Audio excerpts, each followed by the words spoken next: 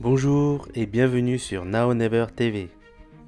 Crimson Desert est pour moi le GOAT 2026 des jeux d'aventure en solo. Dans cette série de vidéos, je vais vous expliquer pourquoi.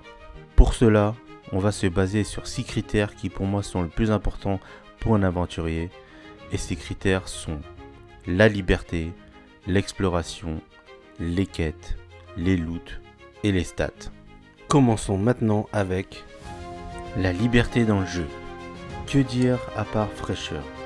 Car lorsque tu joues à ce jeu, tu sens littéralement l'herbe sous les sabots de ta monture, la peine à escalader les parois et la fatigue d'une longue course effrénée.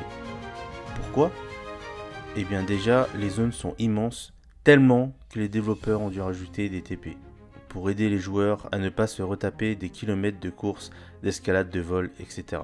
Et même avec ça, tu passes ton temps à regarder ta map pour être sûr d'être sur le bon chemin.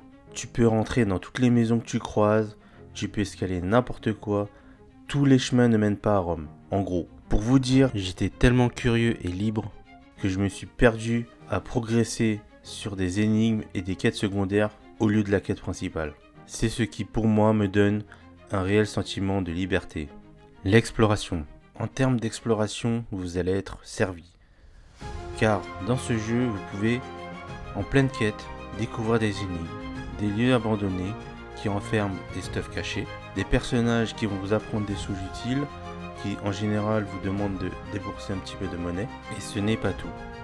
Les différents biomes permettront aux biologistes en herbe de découvrir la faune et la flore qui leur est propre. Et il faudra vous équiper en conséquence, car chaque biome offre son lot de debuffs. Moi, ce que j'adore, c'est résoudre des énigmes et trouver des trésors cachés. Car, déjà en général, ça offre des stuffs uniques. Et ça permet aussi de casser ce côté aventurier qui doit forcément se battre pour obtenir des compétences. Les quêtes. En termes de quêtes aussi, vous allez vraiment être servi. Car au-delà de la quête principale, il y a énormément de quêtes secondaires.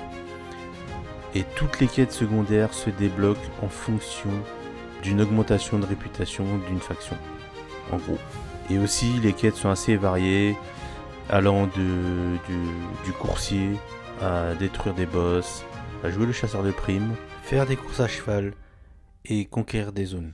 Vraiment, il y a beaucoup de quêtes. Donc vraiment, je pense que vous ennuierez jamais dans le jeu. Voilà, ce sera tout pour cette première partie. Si tu as aimé, n'hésite pas à lâcher un like et à me suivre pour les prochains épisodes. À bientôt.